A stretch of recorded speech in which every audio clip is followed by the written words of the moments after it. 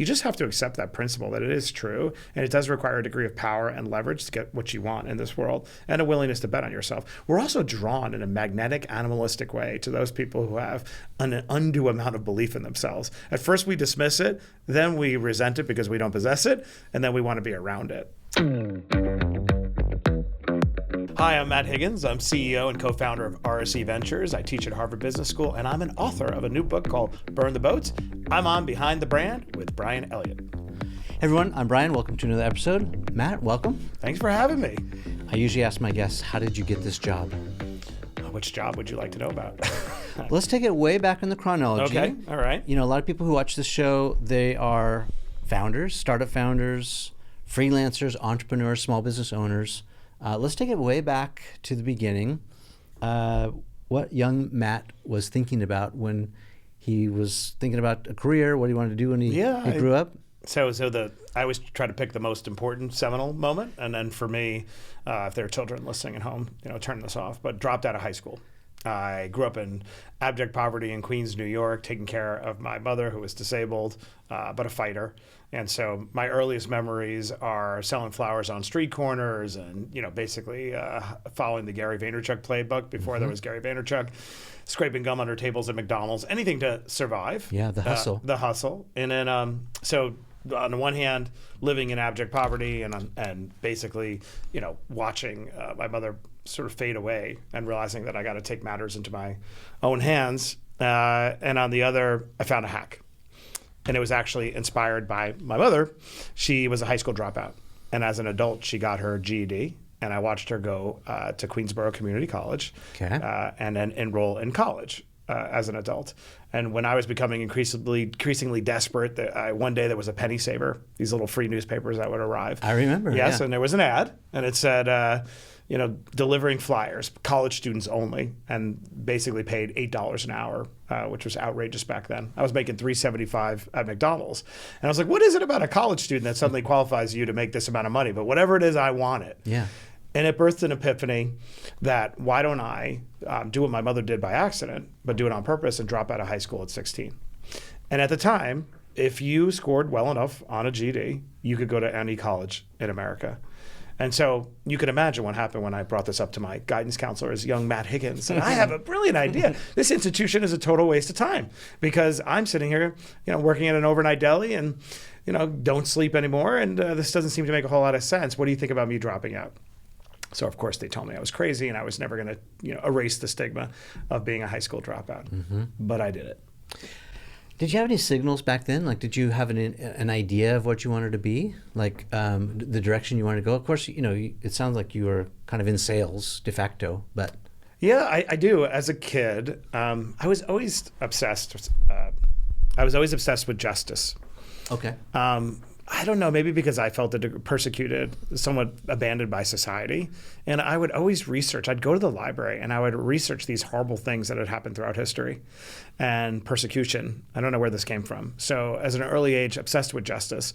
And also I felt very powerless. So I thought I would one day be a politician. I would be president of the United States. That was one ambition. But I also loved animals and I thought a veterinarian.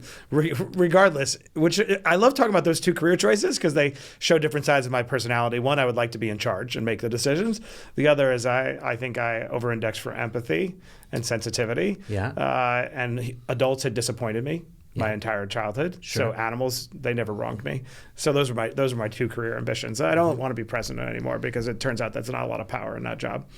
Okay. It's a lot easier to influence things from the outside. Fair, very fair. So you went to law school, I assume? I did. So skipping over big parts, but I went from dropping out of high school at 16 years old. It did work, by the way. I remember telling my science teacher on the last day of high school, you have to return all your books in the equivalent of like an academic walk of shame. You got to walk in like, Mr. Rosenthal, here's my textbook back. And he didn't even miss a beat, did not look at me, and said, Higgins, what a waste. I'll see you at McDonald's. This is a true story. You know how people like romanticize. This is actually true. Those listening, I know people tend to create these little narrative arcs around their lives. That actually is true. And I remember telling him something to this effect. If you see me at McDonald's, it's because I own it. And like that was who I was as a kid, although secretly believed he was 100% correct. This is probably the dumbest thing I had done. But the reason why this was my origin burn the boats moment is that in order for me to stay the course with this crazy idea that no one supported, I needed to actually sabotage my escape route. I needed to ensure that little Matt Higgins was such a write-off to the New York City Department of Education that people would stop trying to convince me to finish. Right. So what I did was got left back, failed every single class, sat in the back of the same homeroom with the kids wearing the beepers, making very different life choices, right? But all entrepreneurial in our own way. And by the time I had become 16, the focus was more like, how do we get this kid out of our institution rather than how do we keep him in it? That was my first insight into this idea of burn the boats. But I dropped out at 16, went to my high school prom as the president of my debate team at Queens College. And within a decade, I'd become the press secretary to the mayor of New York. I'd gone from making $375 an hour to making $100,000 a year. I'm skipping over a lot. Yeah, amazing. I guess the question I want to ask is maybe for people who are either coming out of school and trying to figure out what it is they want to do, or people who right now in this economy, I kind of hate that phrase, in this economy. What's your message to them about trying to figure out what to do with their life? I think some people are really good at something and they absolutely hate it. For me, that would be accounting, for example. I'm decent with numbers and accounting, but I don't enjoy it whatsoever. At the same time, there's a such thing as a starving artist, right? What is your advice to those people? Great question. To unpack it a bit, I think we all do a lot of things along the way that we don't want to do. And so my number one advice is you don't have to make a straight line to your ultimate destination. You just have to move due north in the general direction of your ambition. So to unpack that, like I didn't want to work at McDonald's as a little kid and scrape gum under the table. But I had an early epiphany. If you do a job that nobody else wants, and you do it well and better than anyone else, and you make yourself indispensable, that creates power. I think people tend to use their power the wrong way. They use their power for money, where they should be using power for influence and autonomy over their life. So I think that anyone out there trying to figure out what you want to do, one, have a general sense of where you want to end up, and then build a series of bridges along the way. And as long as you're just moving due north toward there, it's fine. And the way to get from point A to point B to point C, at least the way I did it, was every single moment in time, I made myself indispensable, whatever job, even though I knew it wasn't the ultimate job.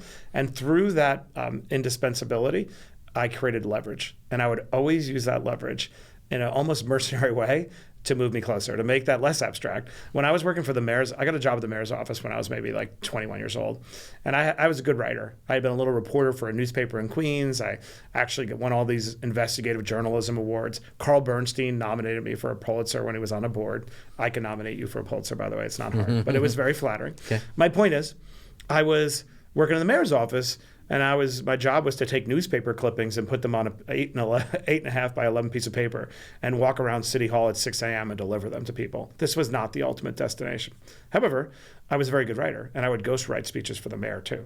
And when the time came, I said, well, if my work is good enough to do the job behind the scenes, it should be good enough for you to give me the job that it represents. And the answer, as it always is, well, young man, wait your turn. Take a seat. There are people in front of you. I said, or I could quit. And I quit that job.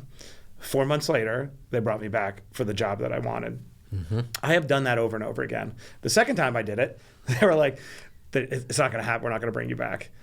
Isn't it interesting, though? Like, you have to give an ultimatum, or you have to usually leave somewhere. Yeah, it is annoying. I mean, I say this all the time. Familiarity does breed contempt. It is annoying. But we all do it too. If we're honest, you do it, I do it. I hate it about myself. But why is it that we look anew upon something new, right? And so it is hard. That's why they say, if anyone out there and you want to get that job that you haven't had before, it sounds so simplistic, but change your wardrobe. Drop 15 pounds, not because those things matter per se. It's because then people have a reason to see you differently than they saw you yesterday. But society, I think, resists people who are trying to break out of the box because it challenges others to do the same. everyone's always trying to it's happened to me my whole life. Like, who are you, Matt, to be running an investment firm? You were a PR person. Or right. Who are you? I went from running a PR for the mayor of New York to chief operating officer of the agency rebuilding the worst terrorist attack in human history, right? Like, who are you, Matt, to be able to do that? It's like, well, I have those skills.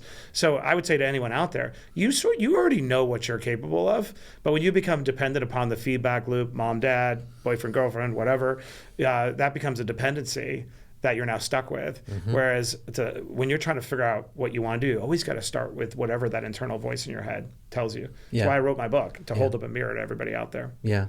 I studied a little bit in college, those fallacies of logic, and appeal to authority is one of them, which is this idea that, if you've done it before, if you've been doing it since, the 1800s, somehow that gives you more credibility, or you're better.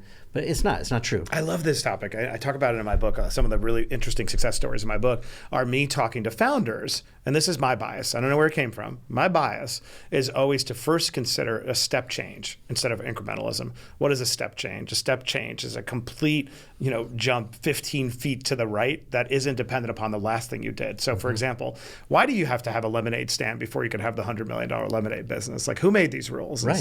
But incrementalism is to always assume that life unfolds like layers of sedimentary rock. It's so organized. We only see sedimentary rock when we look backwards millions of years. It looks very tidy. But along the way, that's not how it goes, right? So I always have a bias towards step changes, because I can always redound or revert to the idea of incrementalism. But if I never once considered a step change, I never have another opportunity, right? And corporate hierarchies want us to submit to incrementalism because it's easier to organize people in these bands, right? And so, not to sound like Oliver Stone, but to sound like Oliver Stone, there is a vast non-right-wing conspiracy in the universe that's attempting to get you to submit to this hierarchy. Yeah, it's called the status quo. Exactly, the status quo. It's called efficiency. I get it, And then the second part about familiarity, you just have to accept that principle that it is true, and it does require a degree of power and leverage to get what you want in this world, and a willingness to bet on yourself. We're also drawn in a magnetic, animalistic way to those people who have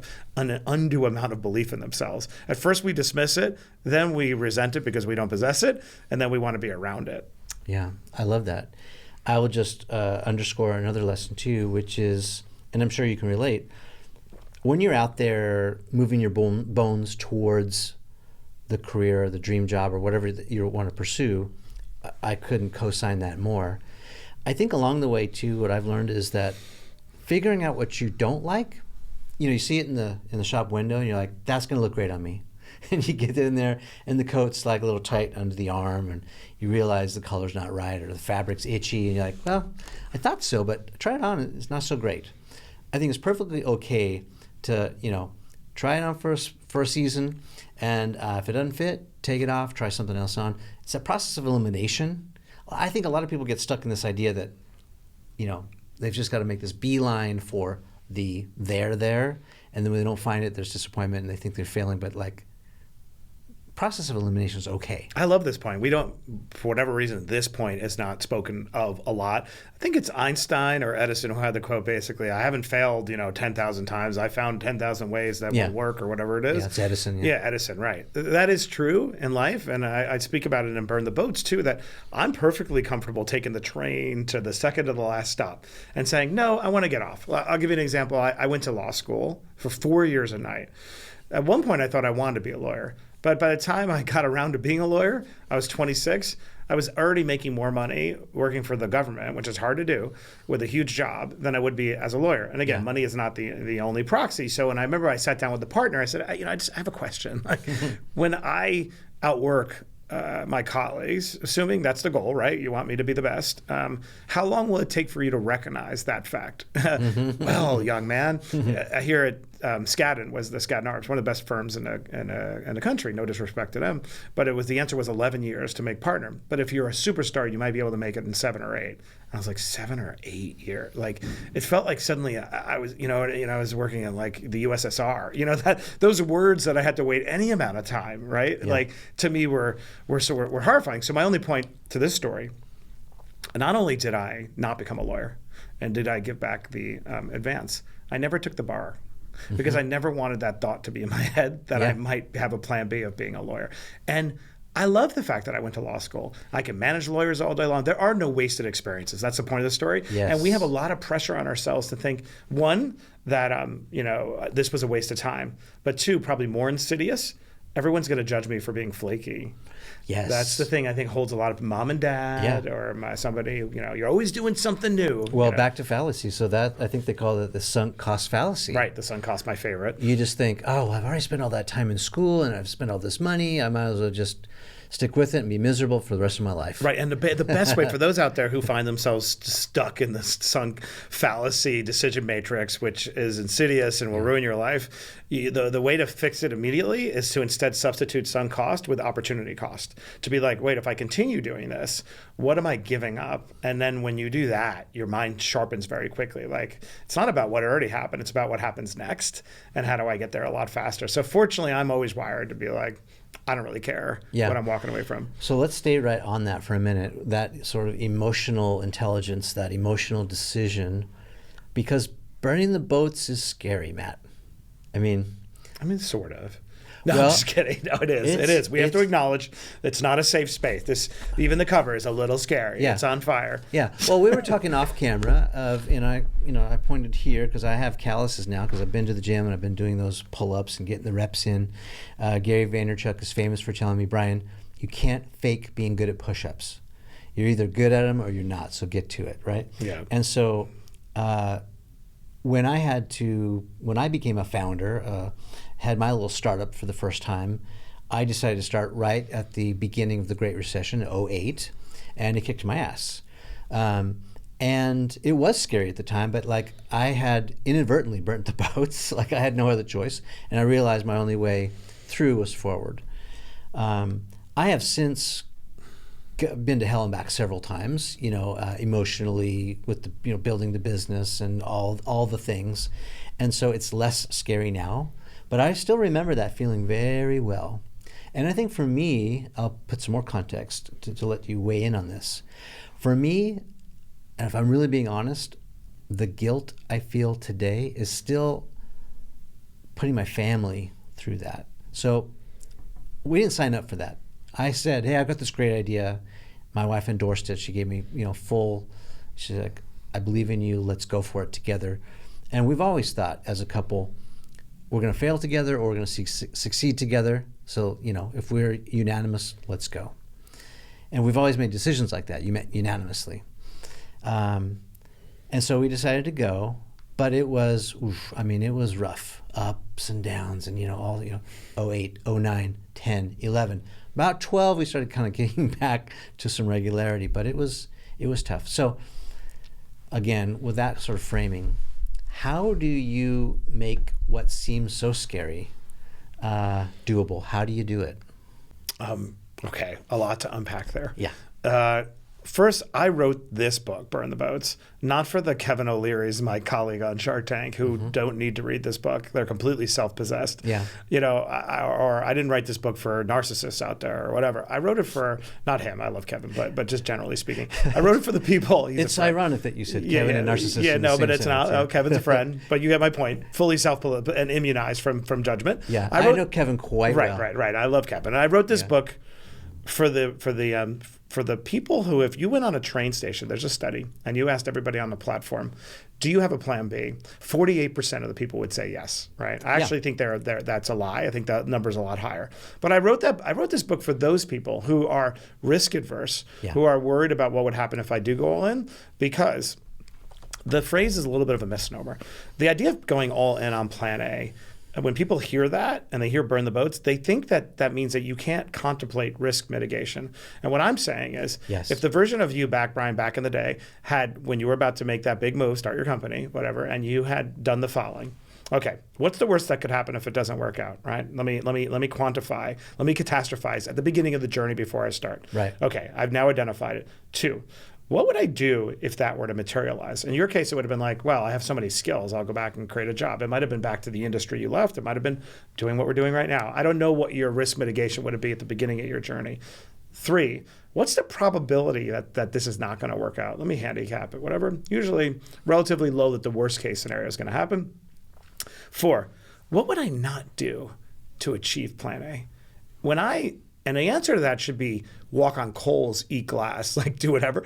Every big thing I've ever done, go on Shark Tank or teach at Harvard Business School, when I went through this decision matrix with risk and fear, the answer to that last question was like, I would do anything to perform well at Harvard Business School and leave a legacy with these students. I would do anything to do well on Shark Tank and get on that set, right? And so what I'm trying to do with this book is say, plan A, going all in, contemplates, right, that you've already processed the risk. And here's why that matters. When you are taking on incoming on plan A, right, it's the subtle, like, oh, it's a friend who makes the comment that makes you feel like you're being ridiculous. It's the voice in your head that says you're an imposter. Right. It's these small subtle things that make you then go and try to grab onto a plan B. So in my book, I start with the premise that going back to the beginning of time, when we are outnumbered 100 to 1, all these military generals, every culture, they do the exact same thing. They eliminate their retreat and they actually destroy their provisions, right? But we don't need to be at war to harness that decision making. What we need to do is to eliminate those things at the beginning of the journey that are going to make you hesitate. So why is that important? There's a study in 2014 out of Wharton that wanted to analyze not what happens when you have a plan B. What happens when you're allowed just to think about a plan B? Merely contemplate it. What happens to your likelihood of success and to your desire? What they found, just thinking about it, yes, just thinking about plan B dramatically lessens the probability you're going to achieve. But what I found more interesting, it eliminated your motivation. You didn't care about plan A anymore. Let me, again, co-sign that. I met Wim Hof. I don't know if you know who Wim is. A couple of years ago, and Wim convinced me that cold therapy was a good thing. I'm glad you, not me.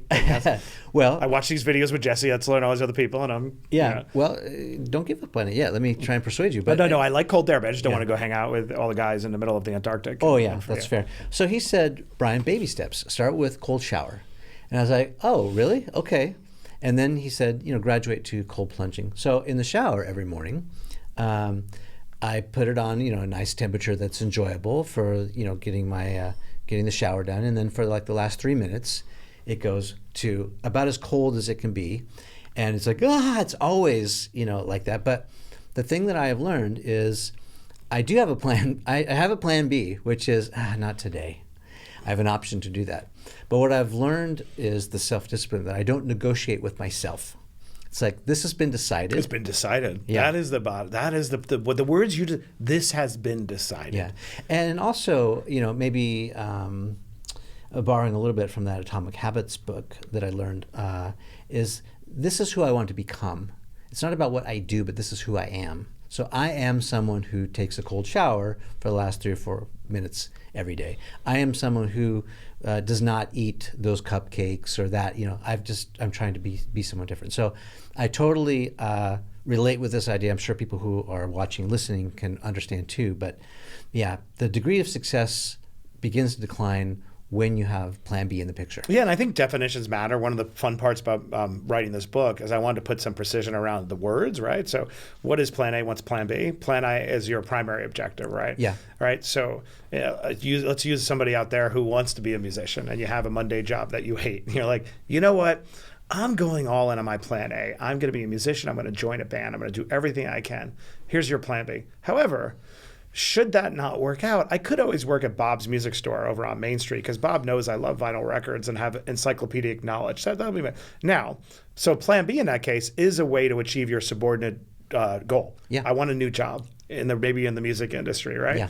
But it's not your primary goal. So plan B is another way for you to achieve your subordinate goal, but in a way that undermines your primary goal. Yeah, and I don't want to overstate it, but I love that point.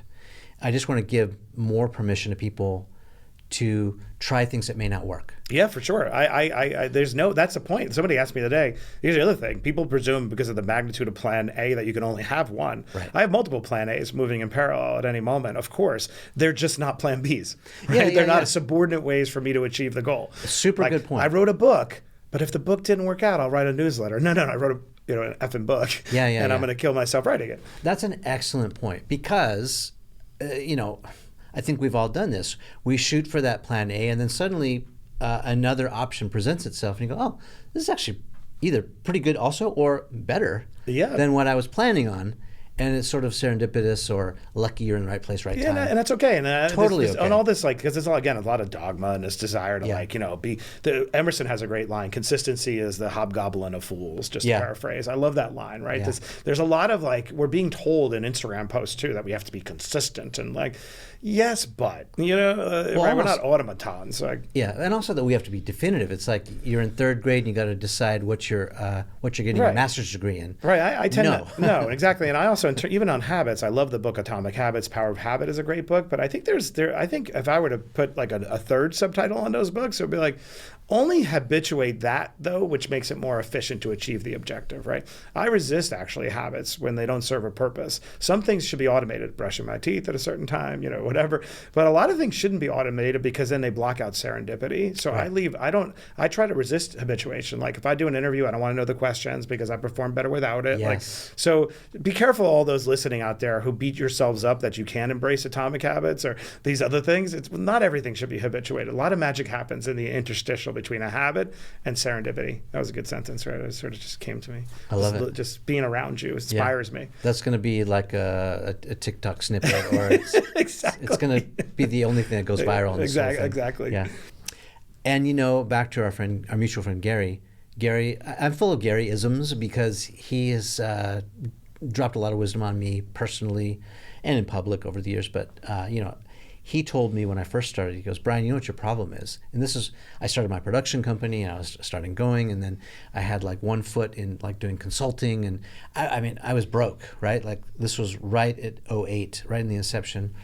And I would have worked at Starbucks if I had to, but he's like, you know what your problem is? He goes, you're half pregnant. And as you know, you cannot be half pregnant.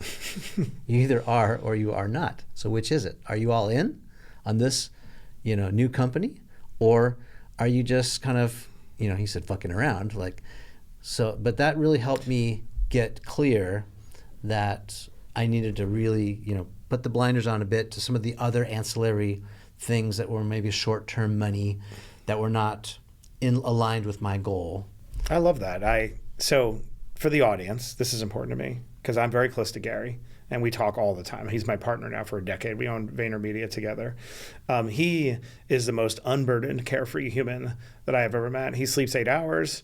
I am the opposite. So I partly wrote this book so somebody that's the opposite of that would write a book like this, because the rest of us out there who have anxiety, who struggle with imposter syndrome, who have a legacy of shame and trauma from childhood, should be able to avail ourselves to burn the boats as well. I just want everyone listening to me to understand this book is not what it sounds like. This book is written by somebody who's had to work through the same issues you probably feel if you are inclined the same way and have had to manage imposter syndrome, who went on the set of Shark Tank and froze and felt like he belonged back in that apartment in Queens eating government cheese, who despite all my success, it's a tortured journey. Gary would say, if Gary was here right there, Gary would say that I spent more energy on this cover than he did on the company. He's like, you put more time, 412 iterations, right? Like, yeah. But that's partly why I want to write this book. Why shouldn't the 48% of people on the platform who have a plan B be given the answers to the test? I really feel this. Like, that's why I always say it's my life's work, because I'm positive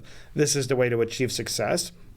And I'm positive just because you're in this other cohort where you don't sleep 8 hours and you've had issues and you think the die is cast, that this is available to you too. I hope when you read this, you'll come to the end and be like, oh, number one, Matt shared a lot of cringy things I didn't expect. And two, thanks for sharing a lot of cringy things, because I feel like I see myself in this book.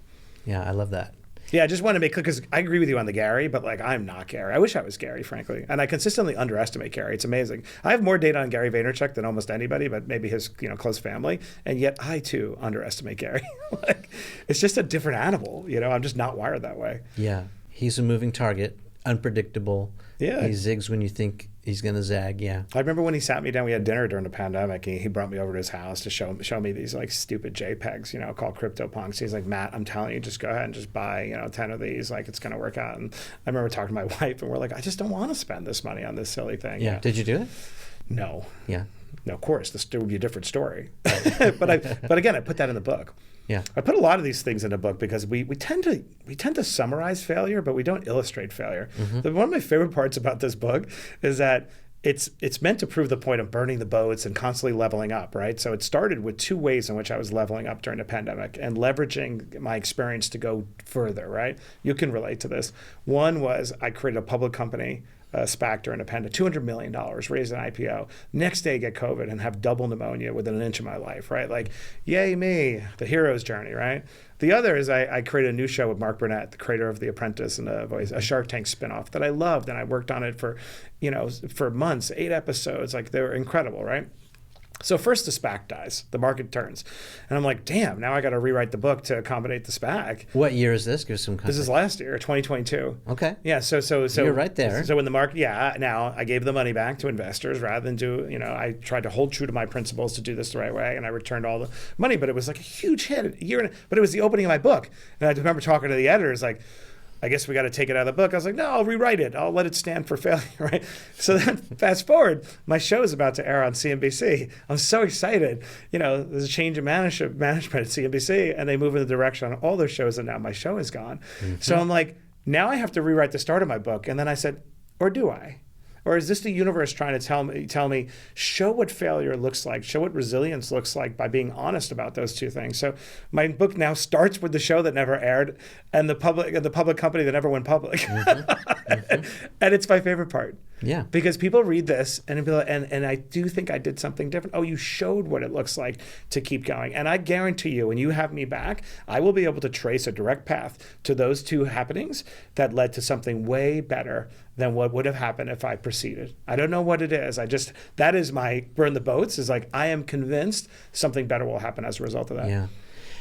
And that also could be rationalization, but that's okay. We have coping skills. Well, but that gene that you're sort of projecting out here I have that as well, which is that tenacity gene. Right. Which is, you can't beat me because I'm never giving up. Right. I always say, I don't hold a grudge against anybody. And sometimes people have said, I don't know how you could accommodate that person. And it's like, well, why? I always win. The universe, and I don't win over that person. I win, and I've won already. Mm-hmm. Like, how could I not win? I have my wife. It's fine. And so I just am capable of holding a grudge for exactly that. You can't defeat me. You're not even in the equation. Yeah. So why would I be mad at you? Yeah, and you're playing the long game when you do that too, because this is a very small world, right? Yeah. It's so interesting how, we're talking about Gary. I met Gary over a decade ago, and yet we're still, he's doing big things. I'm doing less big things, but like there's still a Venn diagram that includes us both many times, and the people that we know. Online. And I think I talk about this in a book a lot too, because we all have haters, and how do you process them? And it's not that I don't have to, I'm always intellectually curious. It's one of my big vulnerabilities. Gary is not intellectually curious and haters. I look at everything as a data point. So I consider the most vile feedback just being honest, because I'm like, they might have a point. And so I wish I was immunized more from it. But back to how do you treat haters? One of my greatest gifts that happened as a result of watching my mother die when I was a kid was this empathy for the underdog, and for being able to relate at a very visceral level to the single mother who's trying to break through, or to somebody dealing with disability, right? So hard. Right. So if I hold a grudge or I allow a hater to penetrate, they will be robbing me of the greatest gift, which is my empathy. So the thing I try to preserve the most is my capacity to feel empathy, even for my enemy. Now, I believe in proportionate, I always joke, proportionate violence is how I say. Proportionate, just enough to beat you to a draw, to protect myself, but then to accommodate, a détente, right? Because I want to hold on to my empathy. And I would argue anyone out there, if you want to get through haters, just be empathetic. Like, why do you give a shit? Well, how pathetic that you're spending your time worried about my life when you could be worried about yours. And usually it comes from a place of you making them uncomfortable because they're not challenging themselves, right? Everyone hates that. Stay in your lane so I can stay in mine. Yeah. Well, yeah, and there's this saying, right? Like, no one who's doing better than you will ever say anything to you. It's always the people. It really is true. That lobsters in a bucket idea, where everyone's trying to grab the lobster, trying to escape above them down back into the bucket. The reason why I talk so openly and here about vulnerability and all these other issues, because even though we say that intellectually, like that point, right? Like, no one who is doing great things is going to care about you. First, those messages don't last very long, though. Like, we hear them, they help us, they're soothing, and then we go back to our foxhole and we're like, why are they hating on me? So I actually think modeling is how we learn, storytelling. It's why in this book, Burn the Boats, I've tried to model rather than tell, because I don't think they stick. You know what I mean? Like, we all can recite these little parables, but like, do they really resonate? Stories resonate. Yeah. Slide me the book for a second. Sure. I just maybe want to spur some thoughts with you. Talk to me about the crisis, analyzing the crisis, embracing the crisis. Talk about the crisis. So, yeah, I mean, I've found myself at the intersection of many crises over time. I was the mayor's press secretary on 9/11. Yeah. So a small crisis. Small crisis, I don't right. want to minimize that. Right. So I did learn almost everything I ever need to know on crisis management from those 90 days, from when the plane first struck the tower to the end of the year when I worked for the mayor.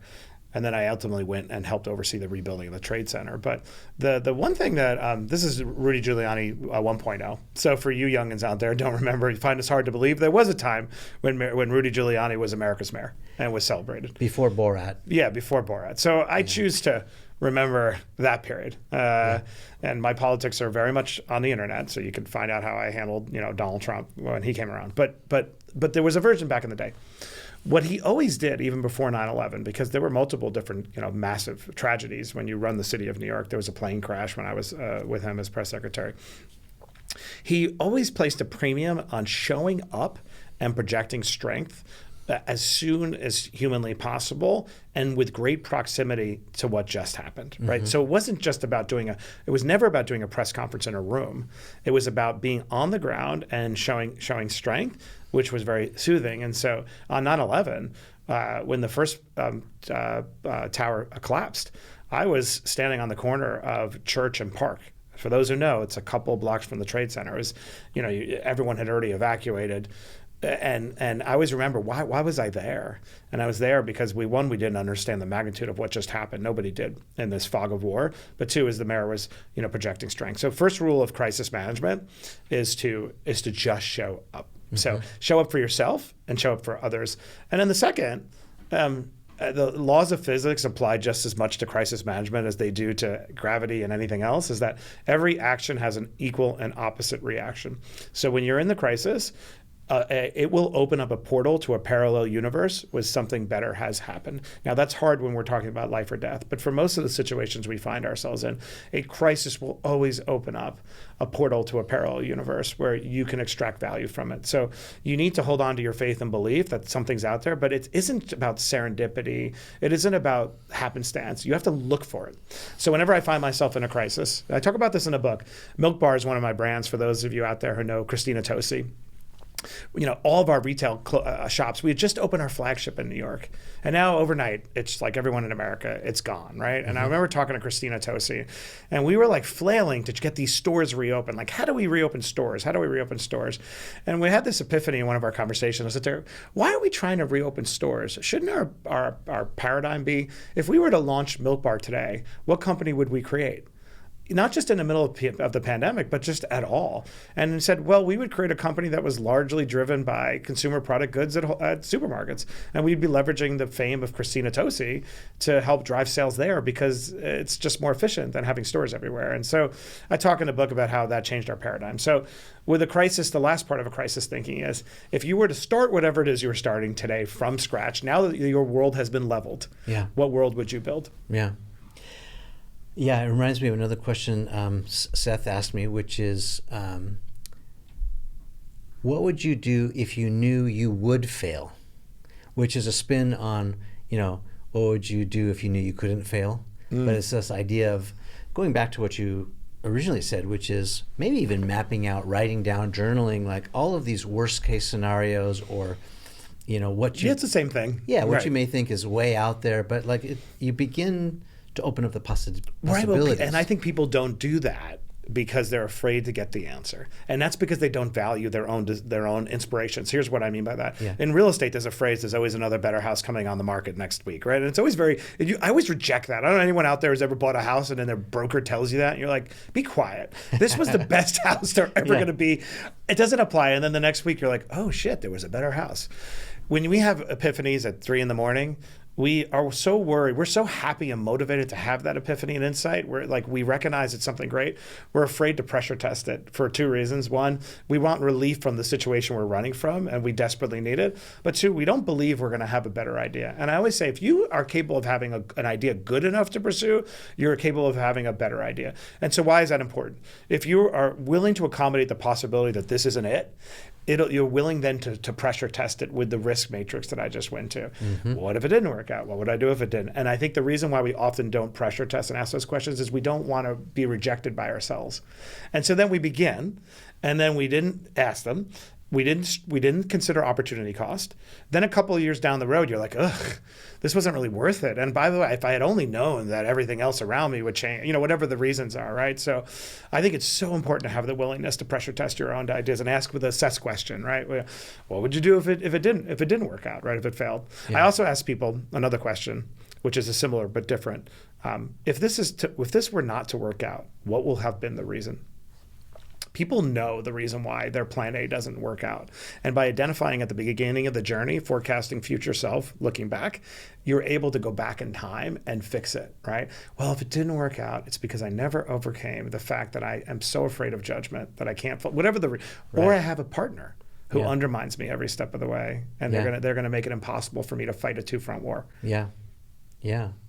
I love this conversation, by the way. Oh, I love too. going deep. Like, we talk too much about things and doing and not enough about thinking, where I think most of the progress is made, right? These sort of abstract thoughts, to try to articulate them, make it easier for people to understand. So yeah.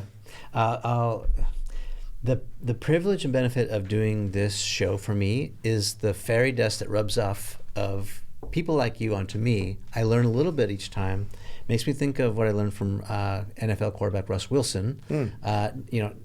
Not an East Coast team. I know you're East Coast Jets, but I'm aware of who he is. And Russ taught me the benefit of. He said, I go to the gym every day and I get physical fitness. He goes, but not a lot of people think about mental fitness.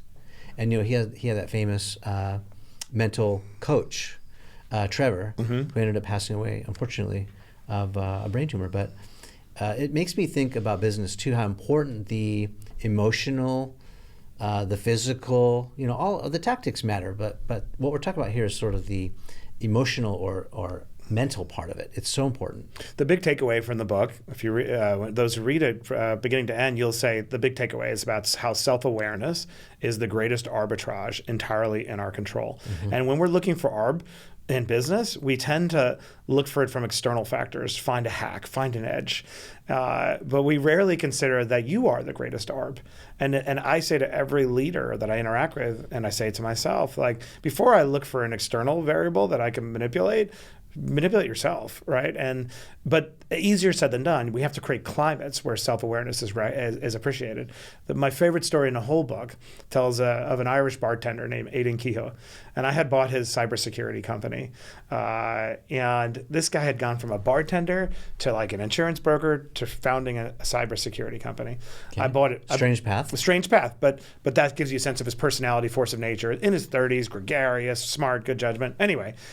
As time went on, though, we took on investors, and the holes started showing up, the crack in the business model, the crack in his management style, all the cracks. And because he had I go through the different archetypes of leadership. His was a martyr.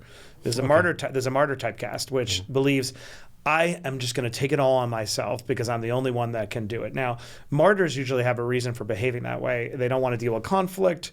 It's different from victims. Victims, though, they're being persecuted. Martyrs are preordained to do your work for you, but it's usually because they don't want to scale their leadership or deal with conflict. Anyway, long story short, Aidan is brought to his knees by these cracks, and he calls me one night crying, and he goes, "I failed you. I'm so sorry, but I'm going to step aside at the end of the year." And at the moment that he called me, there's a beeping noise in the background, and I'm like, "Well, where are you?" He's like, "Well, I'm in the hospital. I'm evaluating my daughter for seizures." And I was like, "First of all, Aidan, you need to hang off the phone and shut down for as long as you take and deal with what you're dealing with." I said, "Second of all, though, I know when somebody's finished." I was like, "I've been waiting for this phone call. We're going to go to work." The story tells the journey of how Aidan goes from that moment when life brought him to his knees. He now contemplated the worst thing that could happen that was making him be a martyr. All right, so what? The company goes to zero. I'll figure it out. I'll go be a bartender, right? a different version of him came back. He embraced self-awareness, went through this exercise with this industrial psychologist that I use all the time. And we go from what could have been a zero to about 19 months later, he sells the business for 9 figures. And that to me is the power of self-awareness. But in order to unlock Aiden, I had to be willing to talk about my divorce, talk about my cancer, that I have 1 testicle and what that meant as a man, everything I've gone through in my cancer journey. And I put it in the book so that anybody, if you're reading, the reason I put those cringy details is so that I'm trying to create space for vulnerability and then self-awareness. Yeah. So let me ask you this. These are pretty firm beliefs that you have now.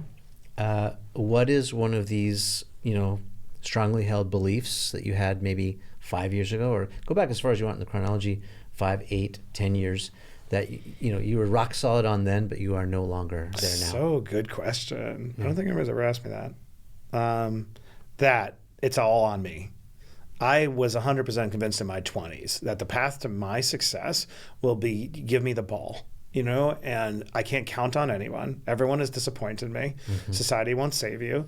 Yeah, it's an extreme version of be an agent in your own rescue, but now it was like I'm the only one on the team, completely living in isolation, right? And let's make that. I love that clarification. That's really important. I want to just underscore it. Say that one more time. So, this I don't want to be a victim script. I mean, that's my script too, but it's different than, not being willing to take on help or assistance when it makes sense. Yeah, those are 2 different things. Total. Like when I and to illustrate it, when I got cancer, diagnosed with cancer, you know what I was worried about? I wasn't worried about death, and I was a little worried about not being there for my kids, of course. But what I was mostly worried about was that the people around me would discover my vulnerability and they would take me out like a wounded animal. And I did everything I could to demonstrate that I was not defeated, including showing up to a dinner with all the coaches the day after surgery with an ice bag around my testicle, my remaining one, just to be very graphic, but to make the point of how ridiculous this is. And I went to a dinner and, everyone's looking at me thinking I'm heroic, right? They're thinking, what the F, right?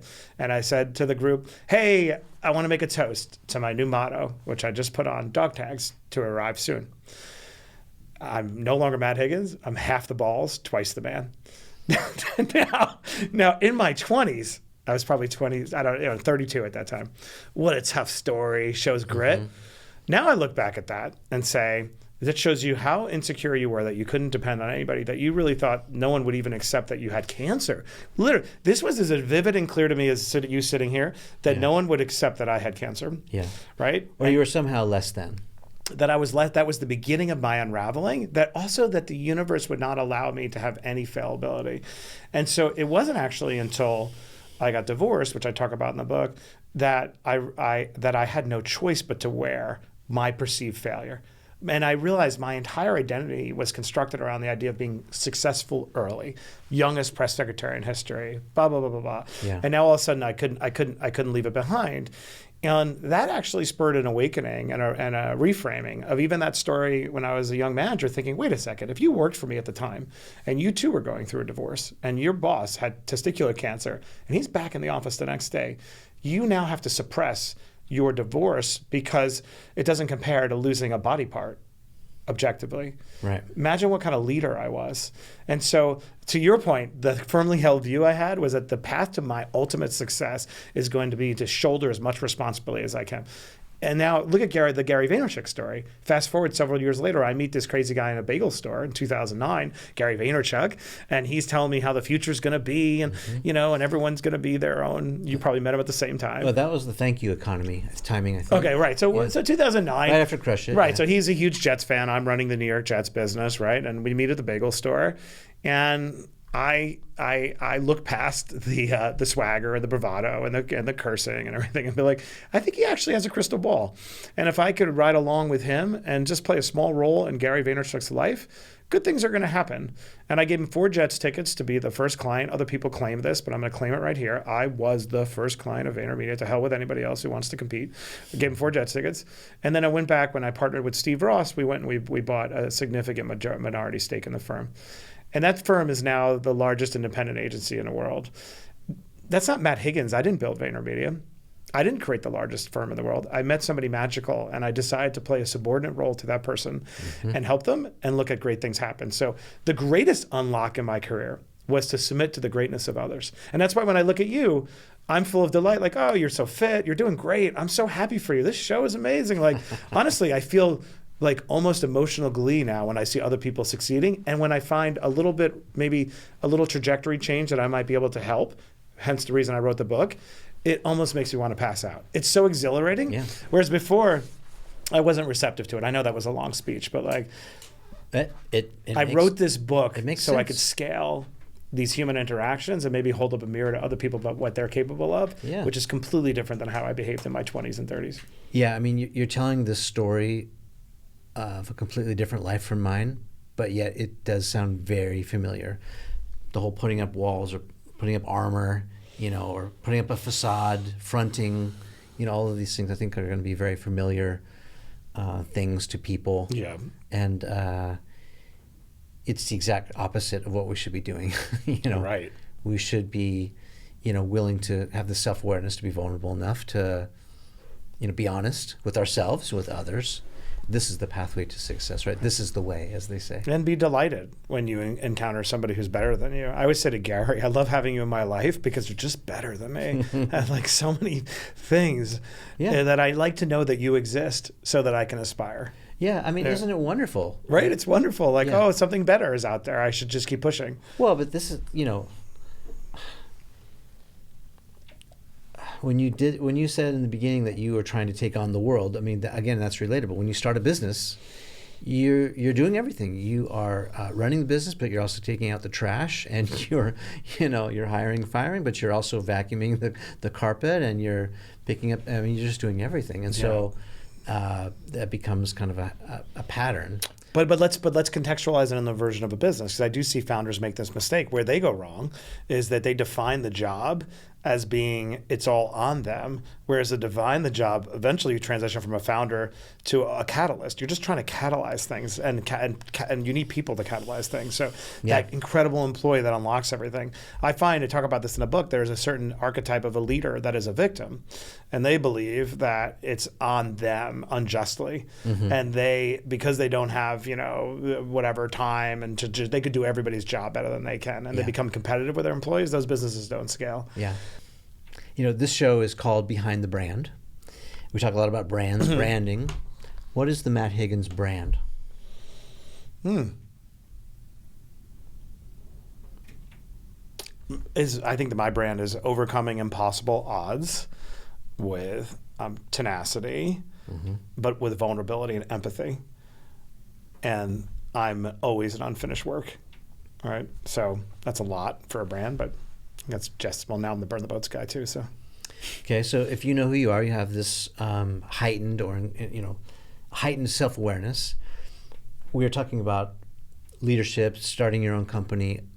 Who is the first hire that you need to make? How do we, I think I heard you say or read what you wrote about most businesses, you have about a 50-50 chance of success within the first couple of years. Those first couple of years are the formative years of your company. A lot of companies fail within the first couple of years. If you've gotten it right after year 3, 4, 5, you're on a good trajectory. But we can't do it alone. Who should be our first hire? Who should we be thinking about? Yeah, I talk about this in the book, trying to break down these core competencies that need to be occupied in any well-functioning company. Yeah. And they can be sometimes performed by the same person, but they should be identified so that mission creep doesn't happen. So simply put, there's the visionary, which is always the founder, has to be a visionary by definition. And actually, when I see sometimes business school students trying to intellectualize their way into a problem because there's a giant TAM, addressable market there, those don't work out because you don't have the heart, right? You're just it's like you're trying to make it a math equation. There's the visionary. There's the catalyst, right? Which I would argue is probably the second hire, or the partner, the co-founder, right? Define catalyst then. So, and they could be a visionary too. A catalyst begins to start putting all the pieces together. A catalyst sets the thing in motion, right? Because sometimes you can have a visionary, a Steve Jobs or an Elon Musk, right? But they don't have the core competency skills or the operational skills to put all the pieces in place. So if you are not somebody that is a catalyst because you're a dreamer, but you have audacity and you have the convening power and you have the ability to raise money. There are a lot of people who are visionary and have those incredible skill sets. They can get money in, they can get people to give a shit. They're good, you know what I mean? But they're not a catalyst, right? A catalyst is the person who starts, they might be the showrunner, if we were talking about a TV show, right? As a catalyst, then there's the executors, right? And those are important to identify because in a company that doesn't value those people who execute, then they start wanting to be the visionary or the catalyst, right? They resent that nobody values that, right? And then I can be a dreamer, So yeah. Well, but let's also say in the same sentence that not everyone's cut out to be an entrepreneur. No, not at all. So I'm just doing in a case when I think there's way too much fetishizing of being an entrepreneur. It doesn't make sense. It's very invalidating to all these other people who do great things, and it's like I don't want to run a company. Yeah. And the reality is we're perpetuating a lie because most entrepreneurs are going to fail. Not because their idea was bad, because they weren't cut out to be an entrepreneur. Yeah. But we're like, we can't even say that in this culture, right? Like now everyone's got to have a shot. So I don't know. No thanks to Shark Tank. Right, and I feel like it's doing a disservice to everybody. So I try to break down in the book like what does it take to have a business idea that is actually worth going after. And where do you find it? And Shark Tank perpetuates this myth that all businesses are like a patent or an invention, and that's actually not true at all. If you think about the best companies that we are in our lives every day, let's just use like an Airbnb or an Uber.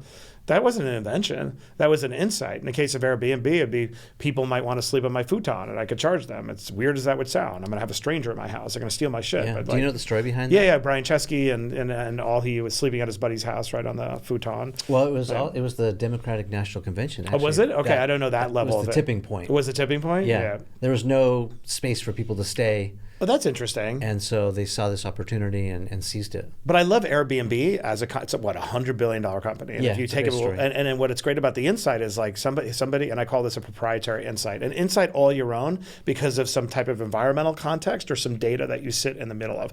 Brian had some context and his co-founders about that people might want to rent your futon or your room, but that's not an invention, right? So we all sit in a stream of data or context based on our environment where we could identify a proprietary insight about how the world could do things better, and that can become a business. So I do believe, again to the point of this, not everybody should be an entrepreneur. Not everybody's cut out to be an entrepreneur, but every one of us has a proprietary insight that could be the genesis of either a business or a promotion.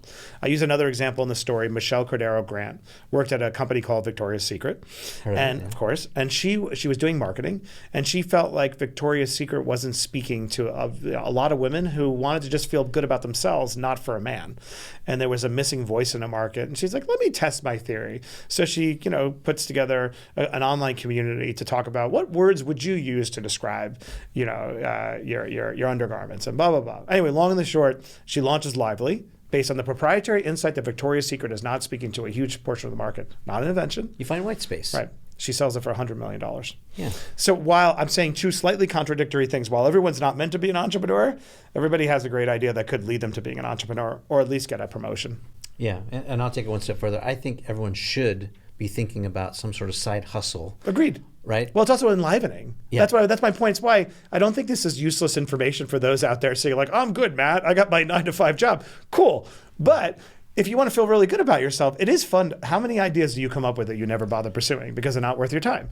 But I love them. I cradle them, and I'm grateful that I have the insight because I'm like, that could be a business. Yeah. And I like to be intentional about not pursuing them because when I see them on an infomercial or I read about them in Fast Company, I'm like, shit, I had that idea, but I don't regret it because I dismissed it and decided not to pursue it. Yeah. All right. Yeah.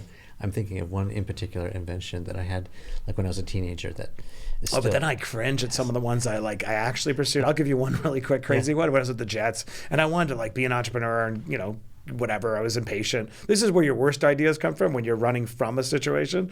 And I was convinced that iPad, because it had the, whatever it was called, the capacitator or whatever, I'm going to make this up, like from where you could put your fingers on. Oh, yeah. Yeah, you know what I mean? And I said, here's an idea for a business. It's a subscription business. When you have little toddlers, you put your hand on the iPad screen and you get custom gloves on a subscription model, right? And now I can do it because of the iPad, right? Like, I see. I went far down the rabbit hole. This was a not good idea. But technically kind of smart, right? Like, but there are lots of reasons why it isn't worth your time, customer acquisition, whatever. Utility is not really right. there. So, but I'm grateful I had that insight because it's getting reps, right? Yeah. Now, one time I actually had another epiphany, which is when you look at stadiums and you see all these empty seats on the lower bowl, right? Like, why can't we create a product where you, at the end of the first quarter, you can spend $10 and upgrade down, right? Well, that's a good idea. Now, in this case, I made the mistake of building a business and launching it. It was called Leap Seats. Also had the wisdom to shut it down, realizing this is a feature of somebody else's business. But I don't regret those, nor should anyone listening. Just know when it's worth pursuing and know when it's not. Back to our original point about opportunity cost. Yeah. Opportunity cost will help you say, hey, Matt, do you think this toddler glove idea is really going to, when you are happy in your new life because you got a new job, you think you're really going to care about it? And the answer was no. Yeah. So I'm just curious, is it easier now that you have, maybe some more money in the bank and you have some experience, wisdom? Is it easier to start something now? Or was it easier to start something back when you had nothing, when the distance to fall was so low? I mean, we've talked about how metaphorically low it is now still because you give 0 Fs about it. Or maybe you have more, confidence, you have more affirmation or whatever. But is it easier now, or was it back then to start something new? I think it's a little harder now because I need more pieces in place because I'm not willing to pay the price that it requires entirely at the inception. Whereas when you're starting with nothing, you are willing to pay that price. I'm not willing to pay that price anymore. Yeah, because you have several businesses. I have several businesses. Boats in the I have water. my children. Yeah. I'm getting older. I'm on the clock thinking about mortality. Like, my time horizon has been compressed, right? Theoretically, I could die when I walk out of here. Yeah. But I know I'm going to die in a relatively foreseeable time frame, which is less than when I was 20, right? Yeah. So actuarially, my decisions are running through that prism. And so it actually is a little harder now. I have more capacity to convene the pieces in place to make it happen. So at any moment, right now, I'm incubating 2 businesses as we speak. Yeah. I'm just not. I have a CEO that's doing one of them. Yeah. You know what I mean? I'm partners in another, and I'm not the principal partner. So the conditions are different than what they would have been. Yeah, I mean, you're more the conductor instead of playing the French horn. Exactly. But I'm still launching new. Gary Vee and Eric Wattenberg and we just created a production studio for unscripted television. It's a new company. It needs an operating agreement. We had to come to terms, get the capital. Steve Ross supplied the capital. I mean, so I'm always doing it. It's just the sad part is, I would never now launch something myself, presumably. It's very hard to go back to. Some people do it. It's just I'm not that person, that goes back in time. Yeah, but the progression makes sense. You still are kind of doing new things. You're just doing the them book. in I mean, the book is one of the most emotional, arduous things I've done because I allowed myself to care dangerously too much. I haven't cared about a project as much as I care about this book, maybe ever. That's a very vulnerable place to be. So the act of doing new things still happens. It's just I wouldn't launch a business on my own. Mm-hmm. So there's this saying, I talk a lot about it, which is, people will say, failure is not an option. And I've just realized how ridiculous that is. So ridiculous, yeah. I mean, you can't do anything and expect not to fail. I mean, that's the pathway to success, right? So talk about some of your failures. And I think it's important in the context, which is, our failures brought us here, right? This is how we got here, whether it's, stumbling and, getting beat up or we're in the arena, whatever metaphor we want to use. But talk about some of the failures and what you learned from it to get you here.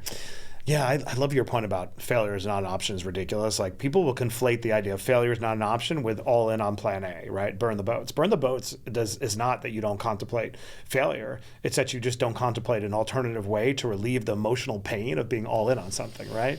That is what studies show. Studies show that plan B is a way for you to relieve the emotional pain of having all your heart and soul into something. But I think we generally perpetuate a lie around failure, and that we have like we simplify it and we act like failure is objectively a good thing.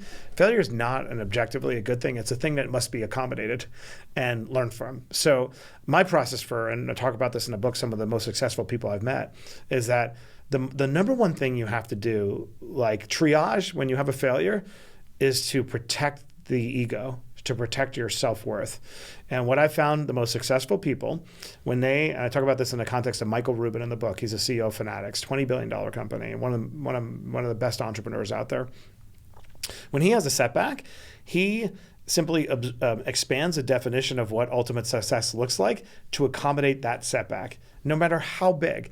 And I found the people who have the most outlandish breakout success that you can't even imagine do the same thing. Wait, so you're saying that it's pre-programmed in there? Right, exactly. And now another word for that might be delusional, but it works because it's protecting the ego and the self-esteem. So when they have a win, they get larger. It enhances their sense of self-worth, self-esteem, right? Yeah. But when they have a setback, it doesn't penetrate. If there was like a blood-brain barrier of esteem, it doesn't penetrate the blood-brain barrier.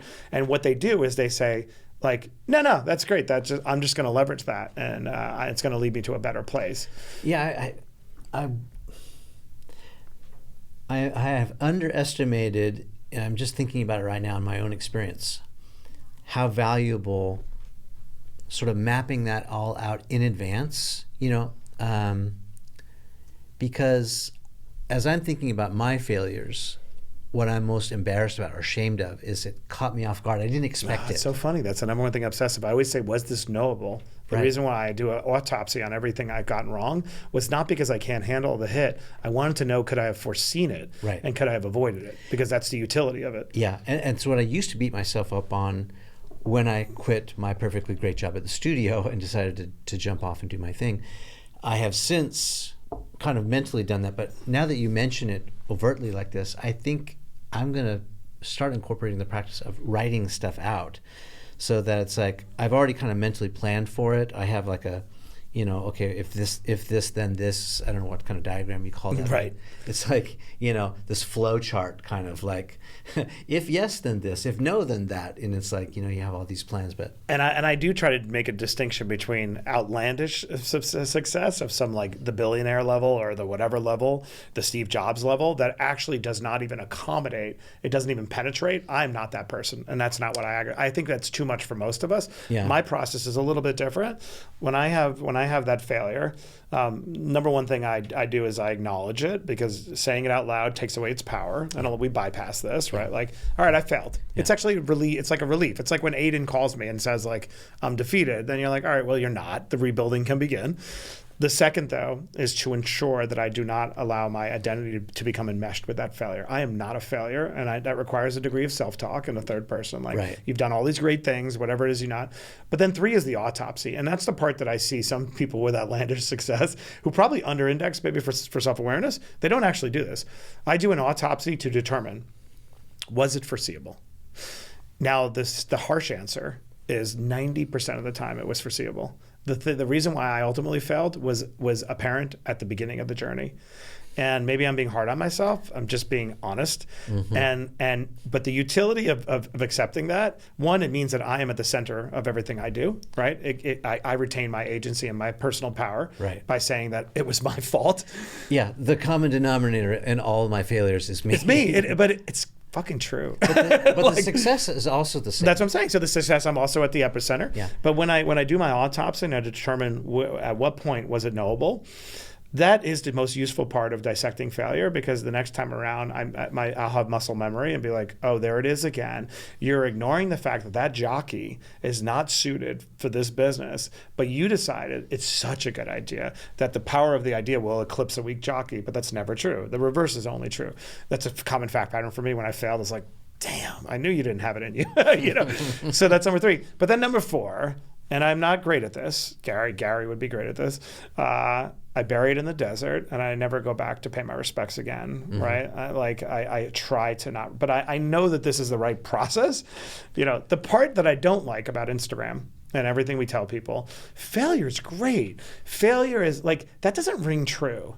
Successful people don't embrace and are not excited about their failures. It comes at a heavy toll. So like, I just think we're perpetuating a lie. I'd rather advocate for my process than advocate for like a paradigm, or a parable. It just doesn't, it's not true. Yeah. Going back to what you said in the beginning, how these memories sort of haunt you, I think that's another good lesson to extract, which is we tell ourselves stories, right? And some stories are worth keeping and carrying along with us, and some are worth, letting go, burying out in the desert. Yeah, forgiveness is a really important part of failure too. Like you really have to, because the other point, if you, whatever charity, whatever empathy you deny yourselves, you will deny to others. You can't be a good leader if you can't extend that to others if you don't extend it to yourself. You'd be like the Jesus figure, right? Yeah. So you have to remember, like, what am I denying myself? Because you're denying people around you, and then you're a bad leader. So if you can't forgive your own failures, you won't forgive other people. Yeah, and that back to holding a grudge thing, it's poison, right? It is. Even though I will say to this day, however many years I've been out of high school, I remember Mr. Hamblin, who was the head basketball coach, who looked me in the eyes and told me, "You're too short. Don't even bother trying for the team." Even though I get all the 3-pointers and I was faster than any kid, and I had handles and I had all these things, and he said, just looked at me up and down, "Too short. Move it on." So I joined the football team, I joined the baseball team, played soccer. But I remember Mr. Hamblin, and I'm probably still carrying around that grudge. Was he right? No. Okay, good. I didn't know if there's a redemption story. No, I mean, I'm talking about just like holding on to things right. that don't serve you, like this grudge thing. Yeah. And that, if we're still holding on to the failures that we've got, that we haven't buried it and forgotten it, if we keep going back and trying to, resurrect it, give it CPR, whatever it is, like sometimes we just need to let it go. Well, it's lost its utility. That's why step 3 in my process is the most important part. It's the autopsy, because the autopsy you can hold on to. Remember, when you have a founder who's not cut out to be a CEO, even if it's an amazing idea, they will be eclipsed by, the idea will be eclipsed by the inadequacies or deficiencies of that founder, right? That's from a specific instance of failure, but I don't remember the instance anymore. I just remember the rule.